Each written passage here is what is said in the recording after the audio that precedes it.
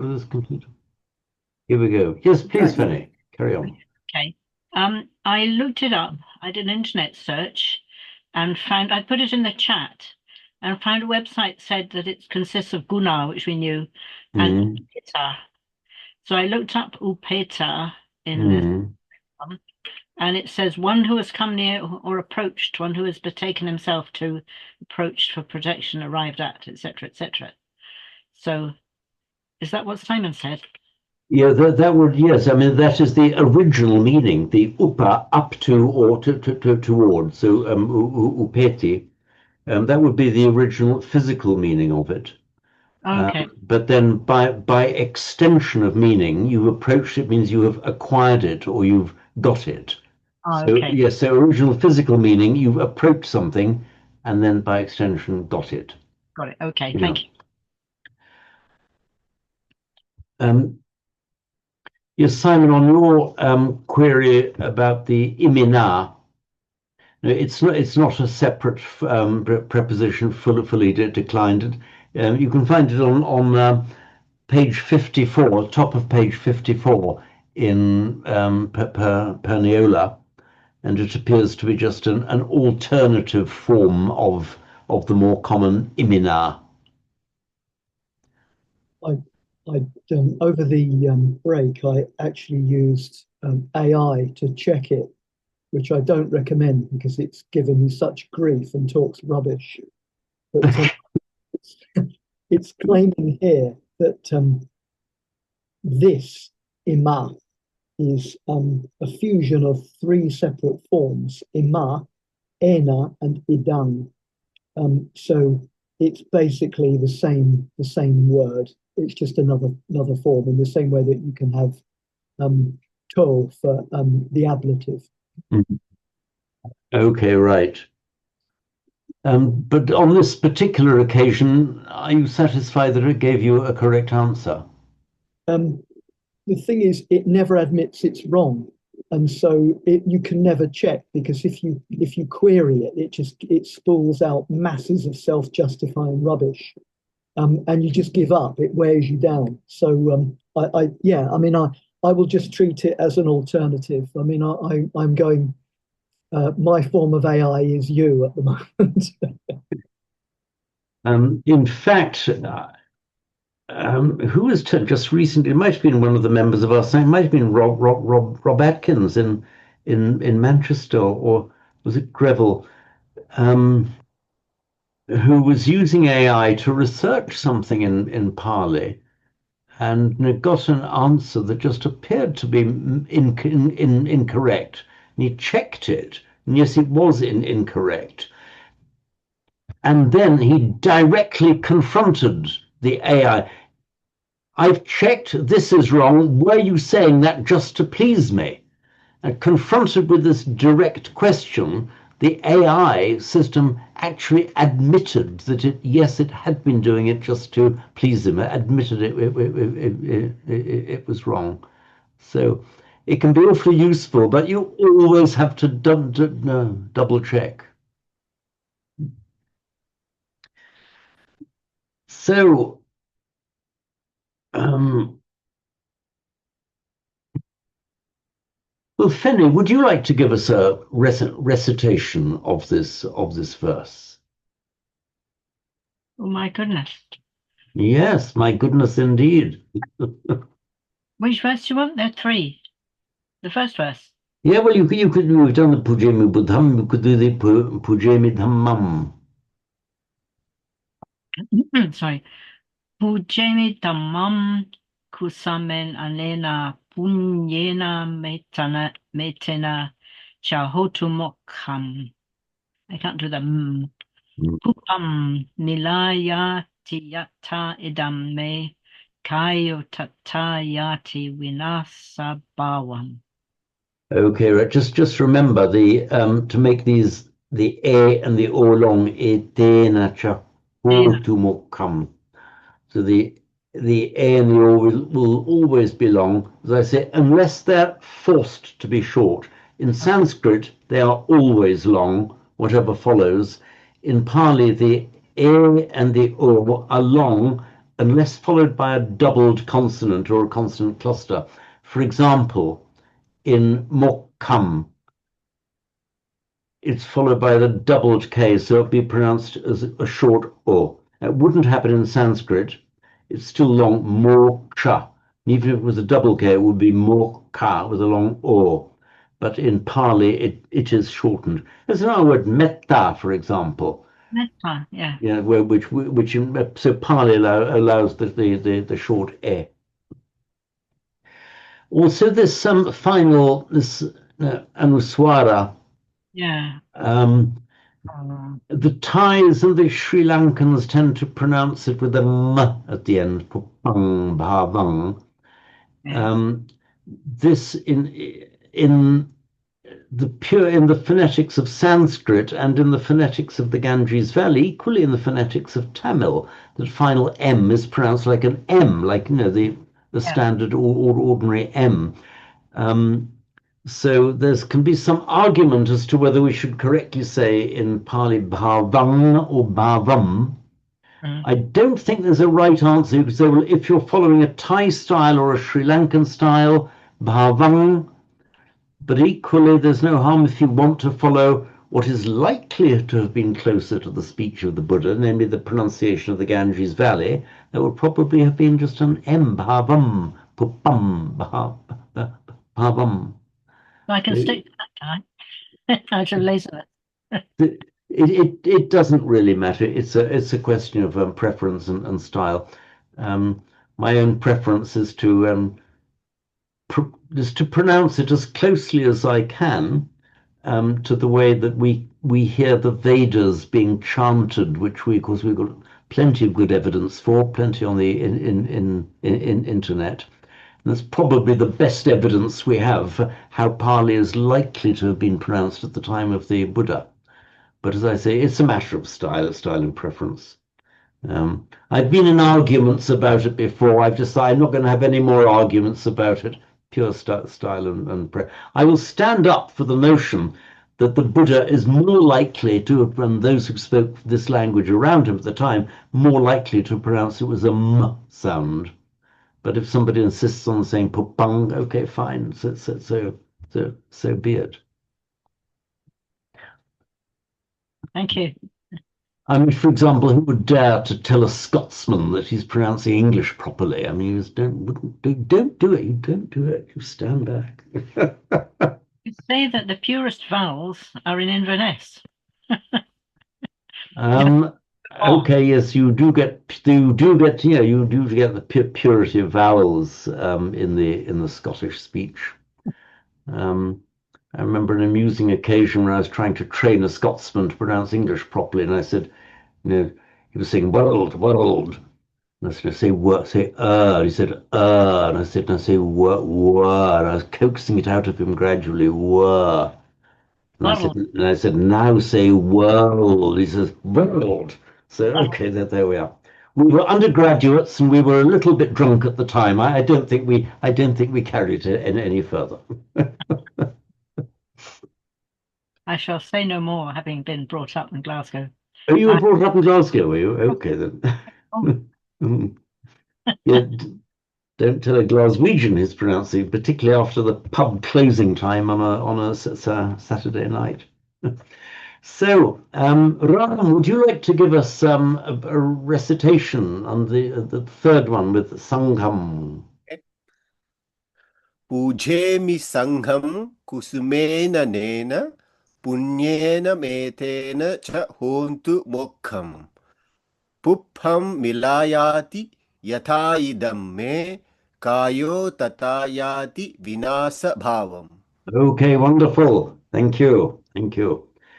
So Simon, would you just like to do one again, and then we can move on to the next verse.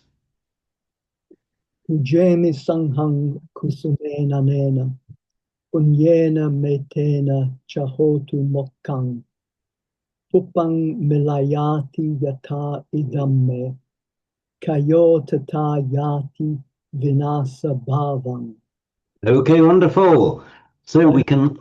I have to Please. say that after the thing about our Celtic fringe, that is the most Irish lilt to ever. That is basically play the drum slowly and play the pipe lowly.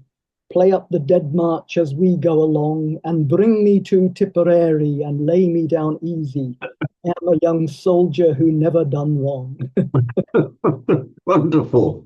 That is beautifully Celtic. That's It is. wonderful. It delights the heart of an ancestral County Cork man like me.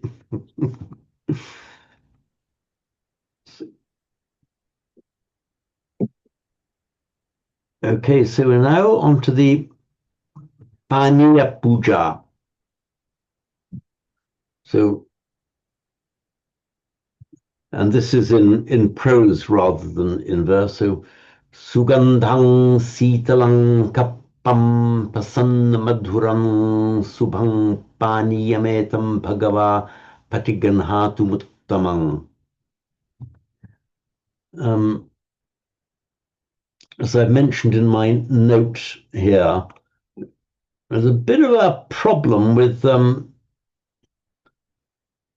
the Visarga, the Uttamang at the end of that. You'd expect it to be Uttamur, but we'll come to that in a moment. So the verb here, the subject of the sentence is Bhagava, the Blessed One, and the verb is Patiganhatu. So this note is the third person singular imperative form, may he receive. Just as we have, for example, huti would be the indicative, hutu is the imperative, hutu will come. We often find this in our chants, bhavatu sabbamangalang rakhantu sabbadevata. This is one bit of very regular grammar,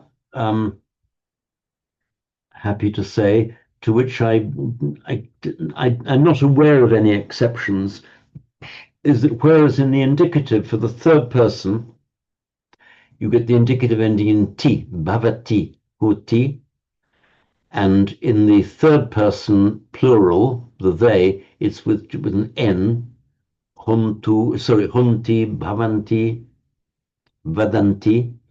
All you do is change that final t or nti to tu and untu, and that gives you the imperative form, so expressing a wish that something may happen.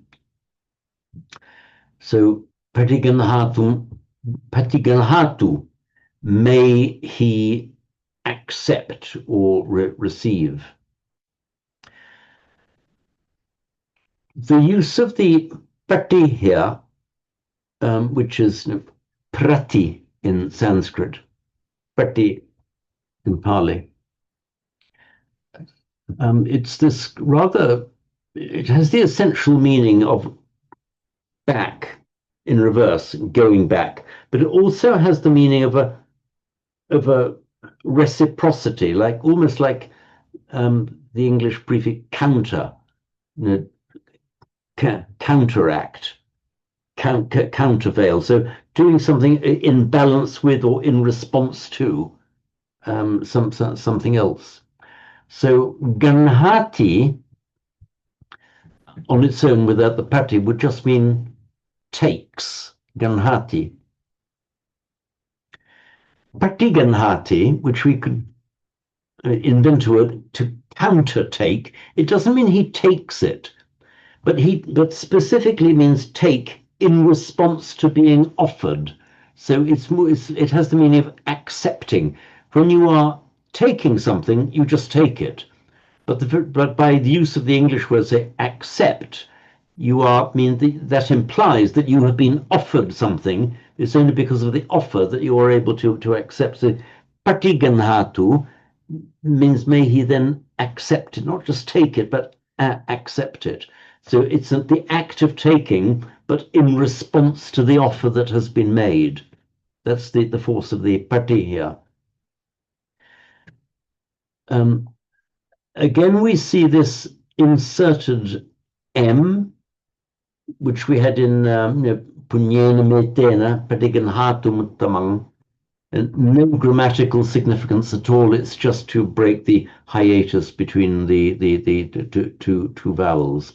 It could equally well have been written Patiganhatu Uttamang or Patiganhatuttamang, just dropping off this this final U. So all three would be allowable in Pali. Unlike Sanskrit, of course, which would have much more precise rules of Sandhi for this. So may the Bhagava accept etam paniyam, this water. It's the offering of water. Sugandham, Sitalam, Kappam, Pasannamaturam, Subhang are all adjectives qualifying water. So may the Bhagava accept this Sugandham. We know Gandha means a fragrant, Sugandha means fragrant, having a beautiful smell. Sitala would be Shitala in Sanskrit, meaning cool. Kappam, in Sanskrit it is kalpa, would be kalpam, but kappa here means fit or suitable here, I mean suitable to be offered.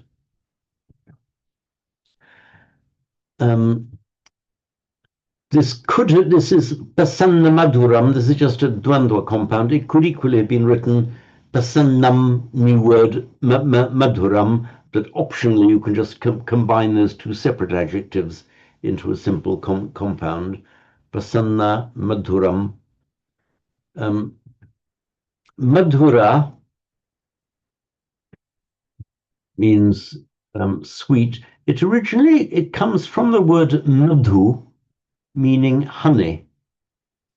There's a large class of adjectives which are formed by adding ra, the suffix ra, to either to a root or to a noun. So madhu, honey, madhura, honey-like, and therefore sweet. In fact, the madhu is cognate with, well, modern Russian for honey is mied. And our English word mead, spelled M-E-A-D, which is the old honey wine. So it seems that these words, that madhu and our English word mead, are in fact cognate. Subham, subha, Sanskrit shubha, is a general word meaning good or lovely. In its negated form, asubha, unlovely. That's the word that's used in the contemplation of foulness as in the decomposing body, for example. That's the asubha anupasana. It's the contemplation of that which is foul. And subha is just a broad name, not only beautiful, but also in a metaphorical sense or a figurative sense as well. For example, Ram, you would know this, you'd never say to a Hindi speaker, Aapka naam kya hai? You say, Aapka shubh naam, you see. So, that's why when Indians sometimes ask you your name, they say, what is your good name? But there's actually translating from the Hindi, Aapka shubh naam, you see. So it's that same shubha, subha in Pali, just means shubh in Hindi. Prasanna,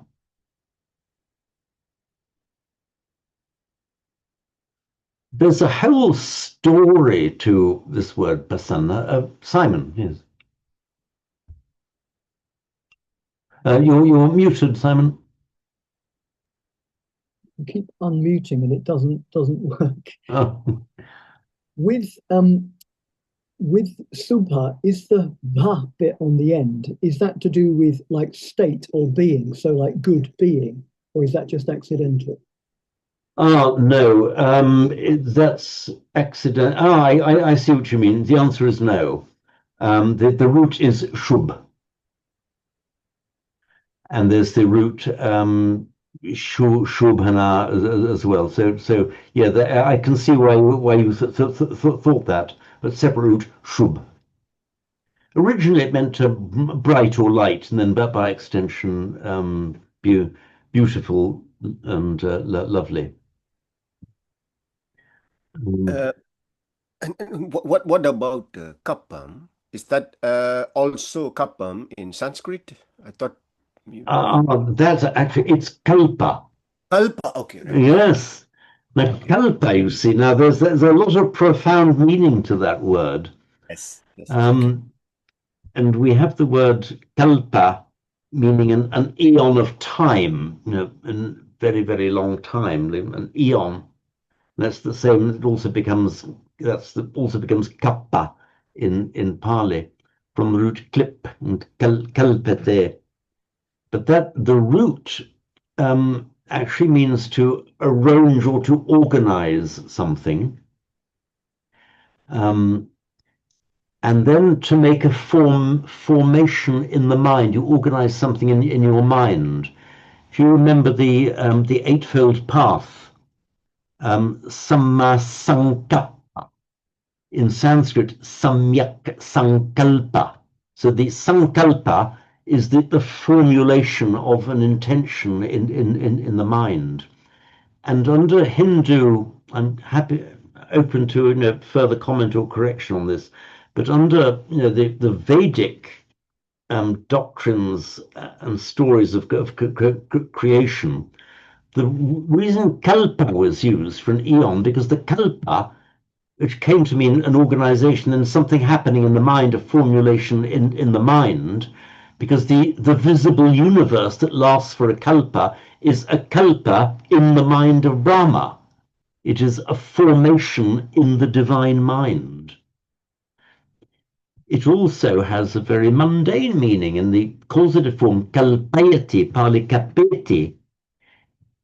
If you give somebody a haircut, kesan kapeti, you kalpa, you put his hair in order.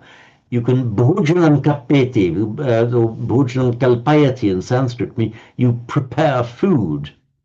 So it has this original meaning of just formulating, arranging something. Then by extension, it has these various extensions. One is an eon because it's a formation in the mind of Brahma, and equally as here, kappa, something that has been properly arranged, therefore suitable and fitting. If you say something nakapati, it's unsuitable, it's unfit. So it's a word with you can see how you get these semantic extensions from that original meaning.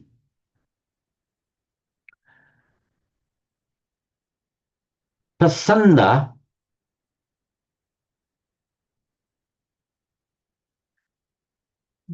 Is there anybody here who has a real deep grasp of the meaning of prasanna? In Sanskrit, it would be prasanna, and it's from the noun prasada, which of course we have in Hindi as prasad.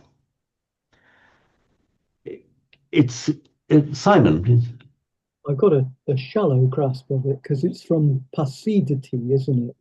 Kind of. Yeah, that's right. It's a slightly irregular because the root is sad, but in the present tense, it's not sadati, but sidati. So nisidati sits down, prasidati settles down. And the same in Sanskrit and Pali, sidati. So it means kind of settled or purified or clarified out completely. Yes, it does. That is the root meaning. So we've got our root meaning sad, just to sit. Then, Sorry. sorry, Ram, you carry on? No, but I thought also it means multiple other meanings. Prasanna also would mean to appear, to apparition, or Yes. And I will explain why to the best of my ability, but the way I'm explaining and formulating is still developing in my own mind. So we have the root meaning, sad, to sit. Prasad is to settle down. The imagery is that of water, and there's mud in the water. The mud is stirred up. The water is muddy.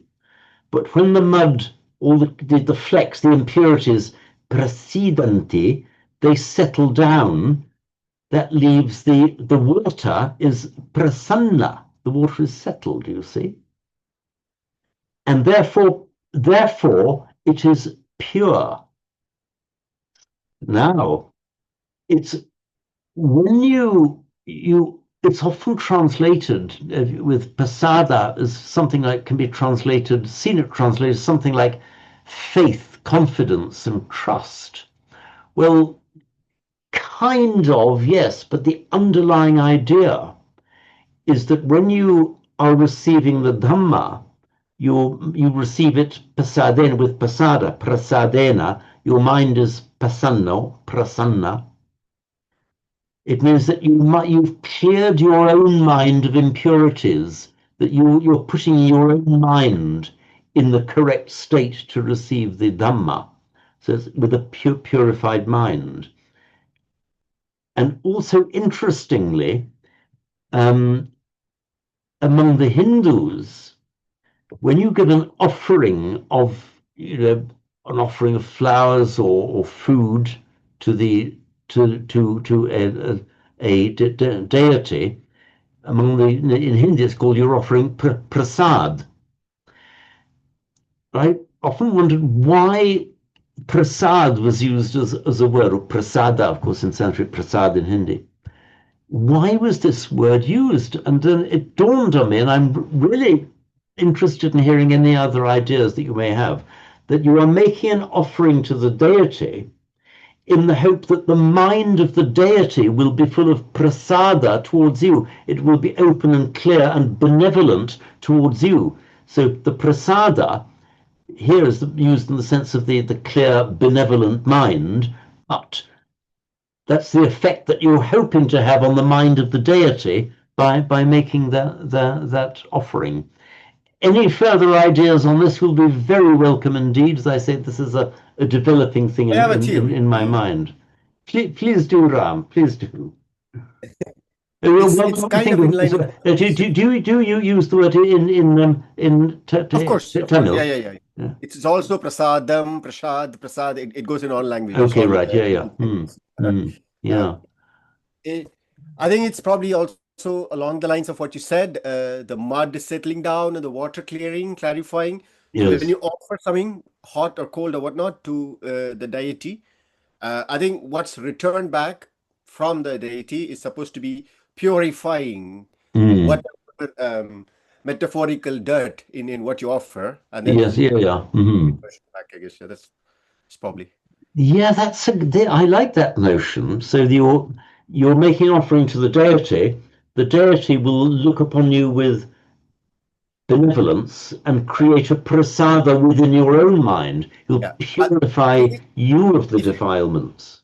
If you take it one step further, I think whatever you're offering, they have your karma. I mean, regardless of Buddhism, Hinduism, Jainism, whatever, they're all having karmic footprints attached to whatever you offer to the deity. Yeah. And it's kind of believed that you're attributing your karma to the deity. So what's returned back is karma free, or in a sense purified. Yes. So it's kind of course, yes.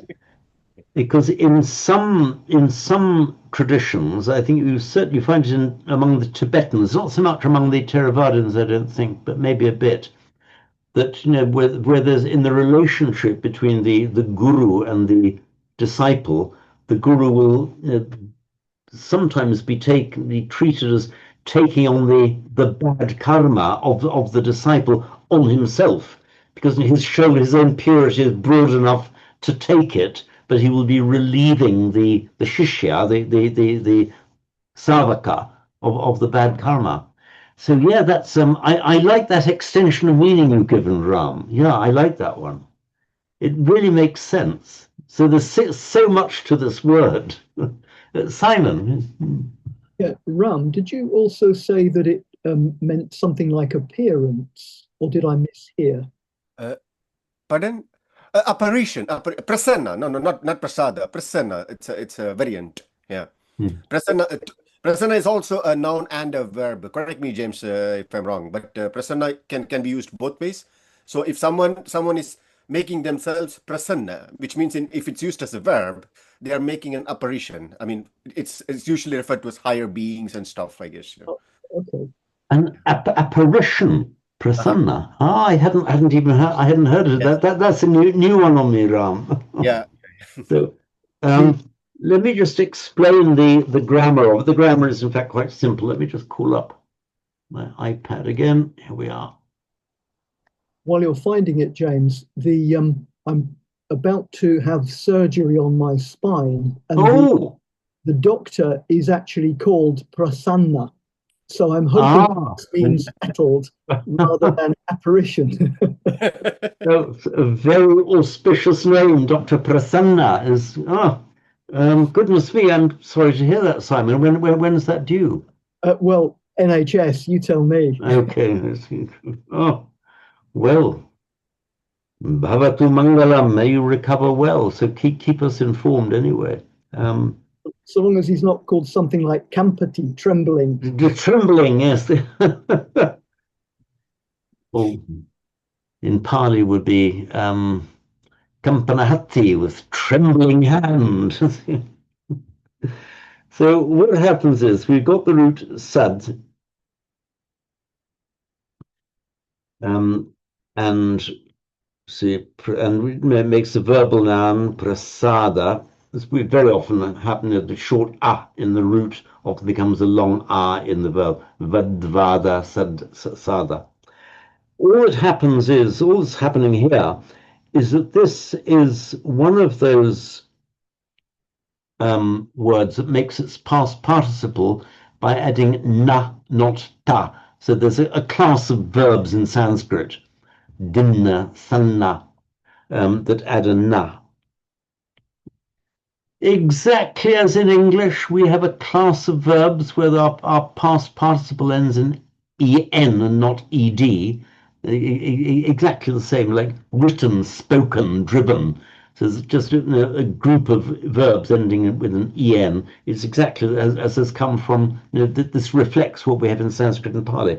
So it's the past participle is not saddha, but sadna, and by internal sandhi, the sadhana just becomes sanna. So the D merges with the N. So sanna.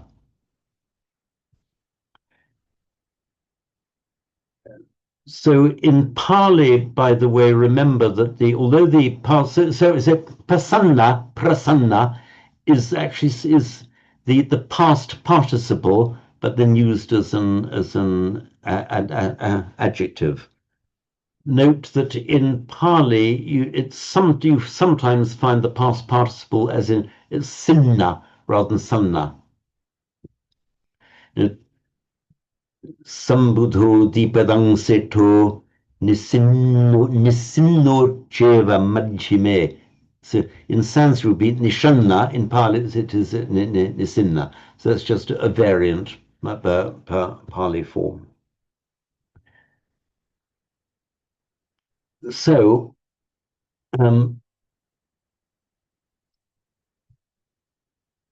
here, if the water is clear and sweet, it looks here as if the meaning of the word is more verging on the literal meaning. It's pure. Any impurities that there were have settled out of it.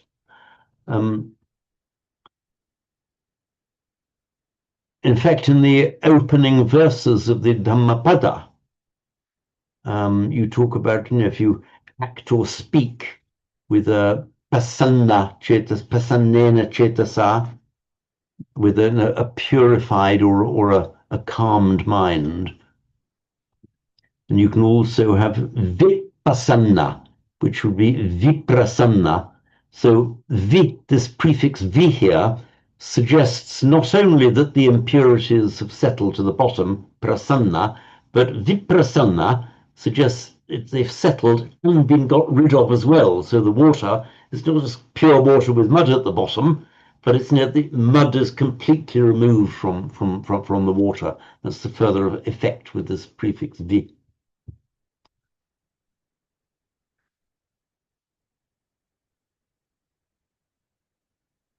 I've done a note here for those who are interested, how to explain this uttamam. It's grammatically wrong. I mean, I wouldn't often be quite so bold as to say that there's a grammatical error in this chant, but there simply is. To have the uttamam here just that doesn't make sense. You would have expected, Bhagavata Patiganhatu Uttamo, may the Supreme Bhagava. Otherwise, the only thing that Uttamang could refer back to, if it really is correct in neuter form, would be the Paniyam. But would you be describing your own offering of Paniya as Uttama? Don't think you would. This supremely wonderful water that, I mean, technically you could. This is just a bit of a puzzle. The puzzle is either, I'll be right back with you, Simon. The puzzle is either resolved or even deepened by the fact that at the end of the next one, where the sentence structure is the same, but you've got uttama. That makes a bit more sense because the uttama would be the vocative form.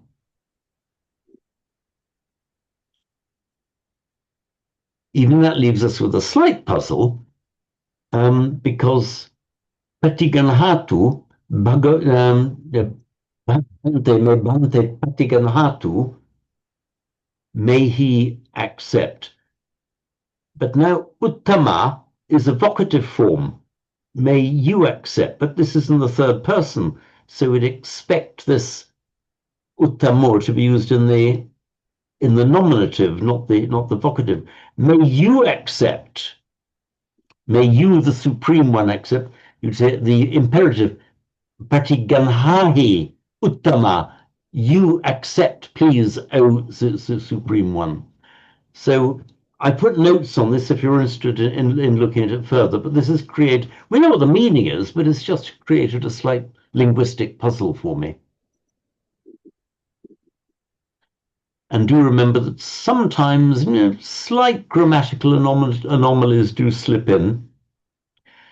You tend not to find them in the old suttas, but you do find, not infrequently, grammatical anomalies in the later monastic chants. For example, in chants emanating from Thailand, you see things expressed in Pali. You say, hang on, that's not real classical Pali. It's kind of Thaiified Pali. Or Pali, which is influenced by the native Thai of the people who have composed it. What the explanation here is, I confess I simply don't know. Another case, unless anyone can enlighten my ignorance, where we just have to be content with our ignorance, just accept that we are ignorant about it. So, Simon, you were about to say. Just about this one that occurred to me, about Uttama being in the vocative. In Warda, there's a little section about how the Buddha is never addressed directly. It's always, would the Blessed One consent, in the third person. And so this may be a kind of mixture of the two. So Patiganhatu, may it be accepted. Mm. And then Uttama kind of reverts, as it were, to you. I take that point. I mean, Warder is right that normally um,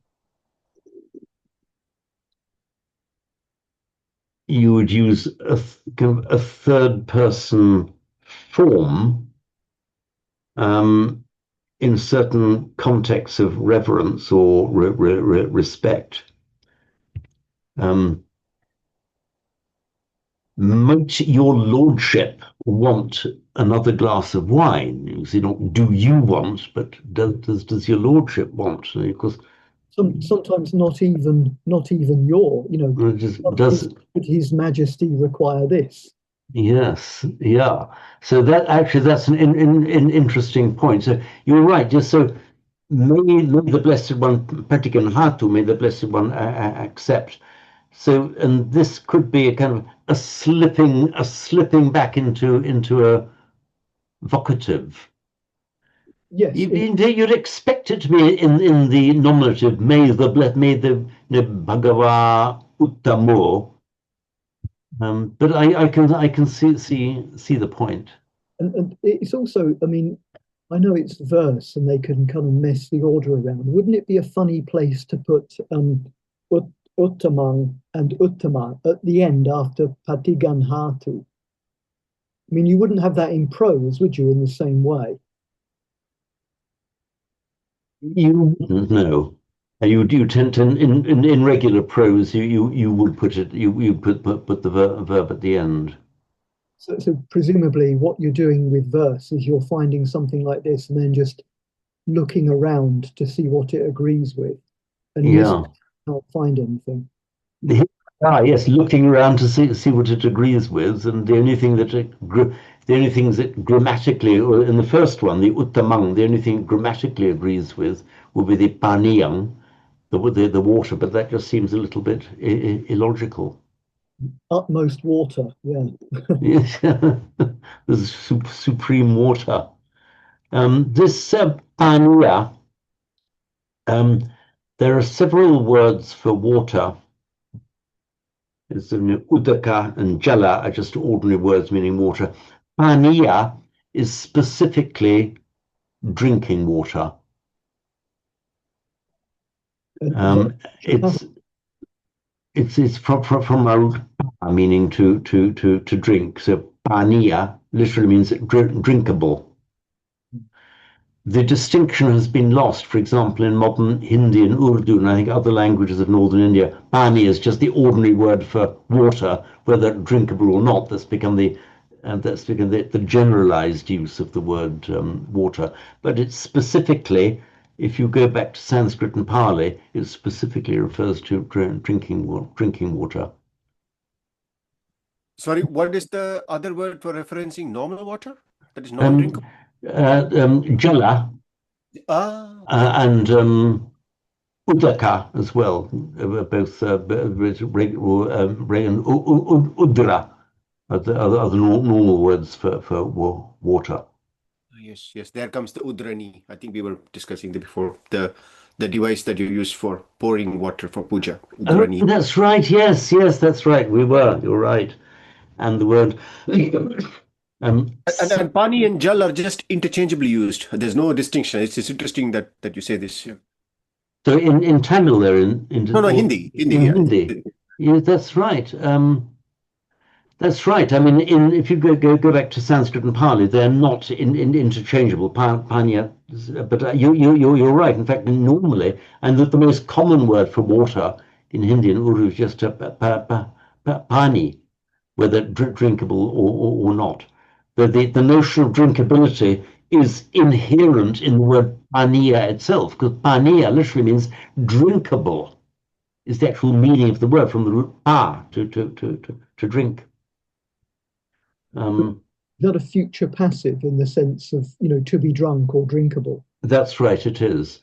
It's the ania ending, which is the alternative to the tavya, or Sanskrit tavya, Pali tabba. For example, we have at the very beginning the Karaniya Metta Sutta, the Karaniya Kusalena. This is to be done, requiring to be done. Grammatically, it could equally have been Kattabang, In Sanskrit, kartavyam, meaning to be. There's no distinction of meaning in katabba and karaniya. or kitcha. Kritya is so kritya in Sanskrit. Kitcha is another where you can just add a ya to the root. Just have a look at this for a moment. So the root plus ya,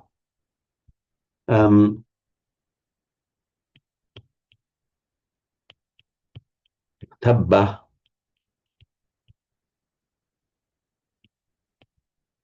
and ya. You find all three in use, and occasionally distinctions of usage. Sometimes a verb in one form has come to specialized meaning. I can't think of any in my head now. So you can have the same root with different forms of this future passive participle with either with identical meanings or where the meanings have become slightly differentiated from each other. I think that the most common one is the tabba, which is the same as the tavya in Sanskrit. Sometimes with the link vowel I, vid, to know, veditabba, to be known. It's swakato bhagavata dhammo, and then pachattam veditabbo vinyuhiti. So pachattam veditabbo, to be known each for oneself, to be known by yourself, as it was through your own efforts rather than being told.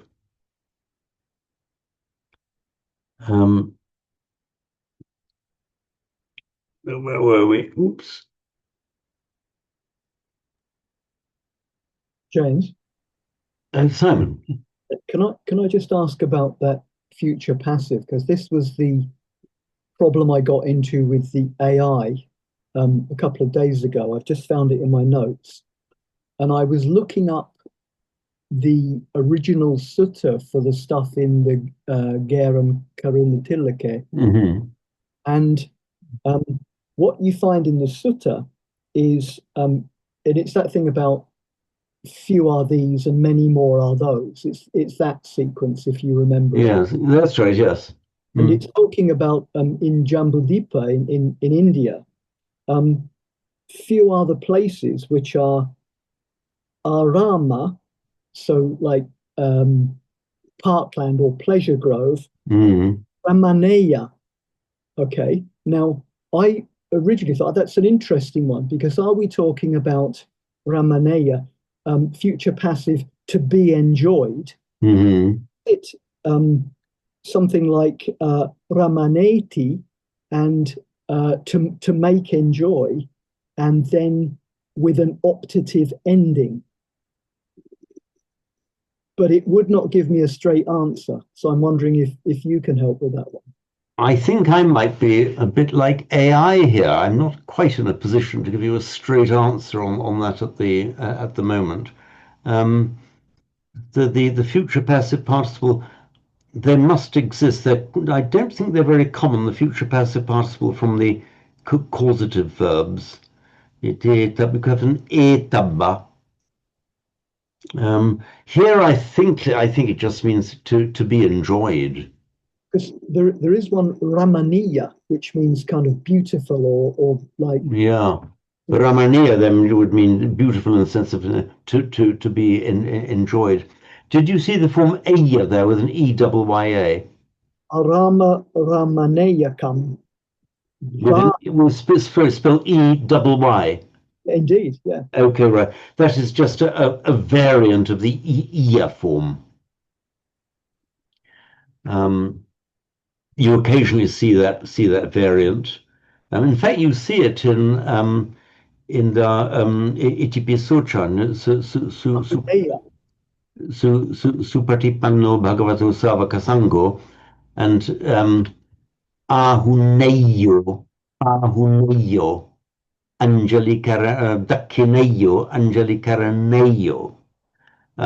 So the first three ayus are just legitimate variants. The last ayu, Karaneyo, is an anomaly that were originated in Cambodia or Thailand. It may have originated even in Nai Boonman's tradition, but it's not classical Pali. And if you look at the morning chant, the longer morning chant, it's actually there. It appears there as Anjali Karaniyo, not Neyo. I think it's on page 6, around page 66 or 67 of our chanting book. You'll find it there, put in the classical Pali. I did actually discuss this point with a couple of years ago with Charles Shaw, actually. And he confirmed to me that, yes, that was right, but the reason the AU appears wasn't an error. It was because that was how it was done in the particular monastic tradition from which we got it, which might have been Nai Boonman's own one, or separately taught by, I think it's of Cambodian origin. So you might say slightly anomalous Pali. It is different because I remember wondering before I knew a word of Pali why in the Thai forest sangha it's Uneya Uneya Uneya Yeah, Karaniya.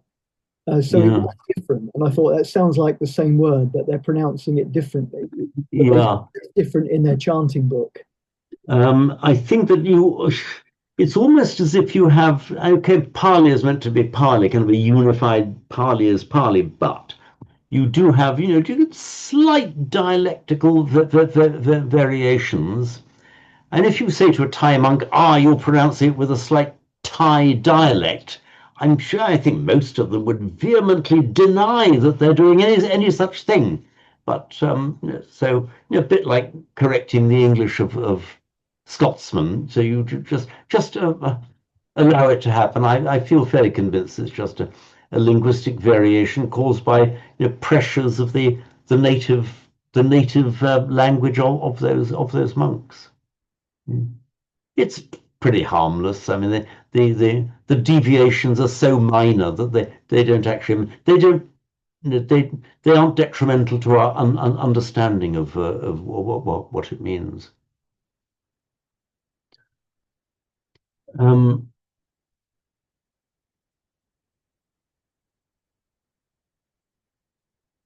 so we have a recitation of this. We're back to you, Sri Animala. Would you like to do a recitation of this one? Yes, I'm sure please. you know this one by heart. Sugan, You must have chanted this yeah, many times in the yeah, temple. yes. Every time when you go to pray with Sugandan Sitalang Kapang, Pasanna Maduran Subang, Paniya Metam Bhagava, Patigam.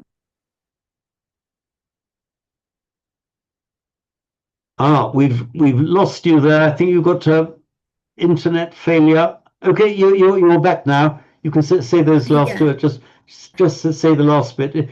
You cut out at Pratigam, and then it stopped. yeah, I have internet, yeah. Yeah. So Patigang Hatu Muttama. okay, great, good. Okay, Hatu Muttama. say again. Yeah, Hatu Muttama. Yeah, Pratigam Hatumuttamang. Good. Fenny, Yeah. you.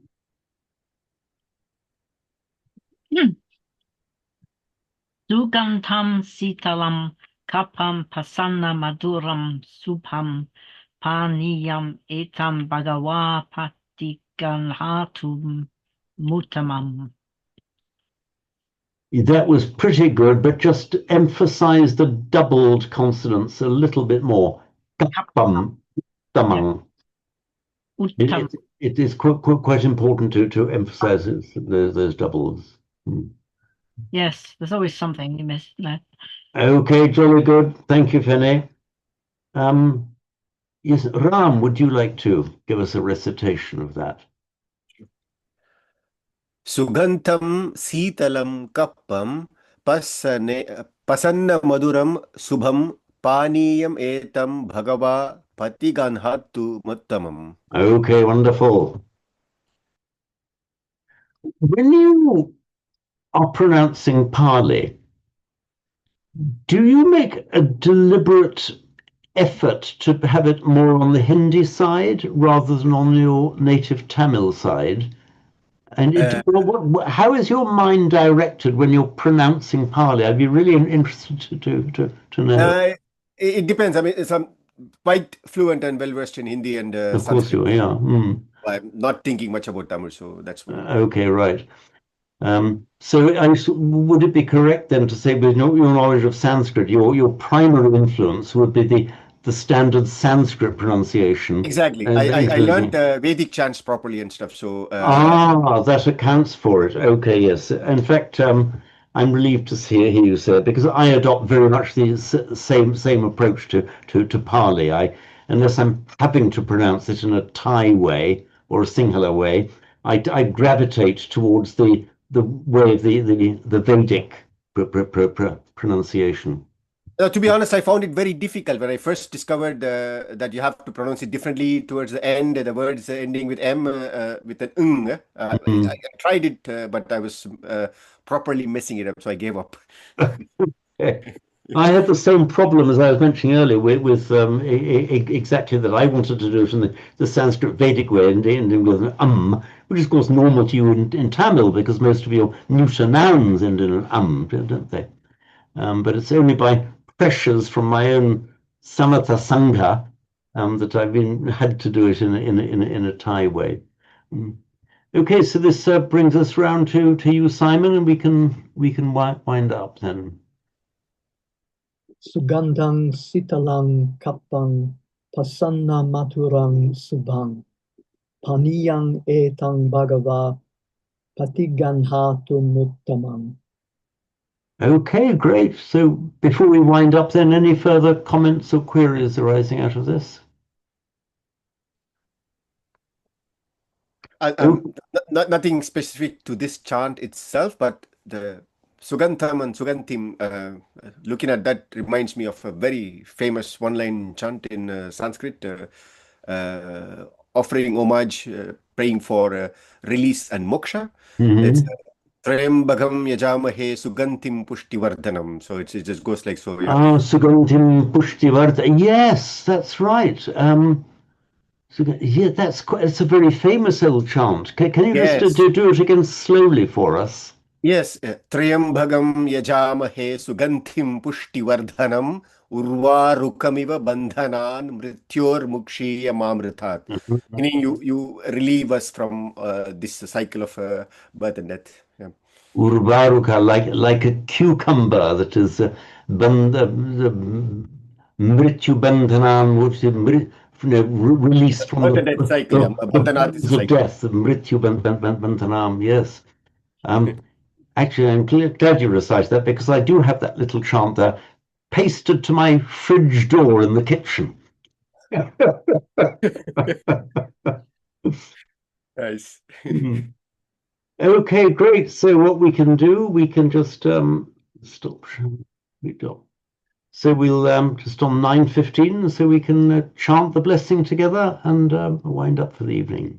So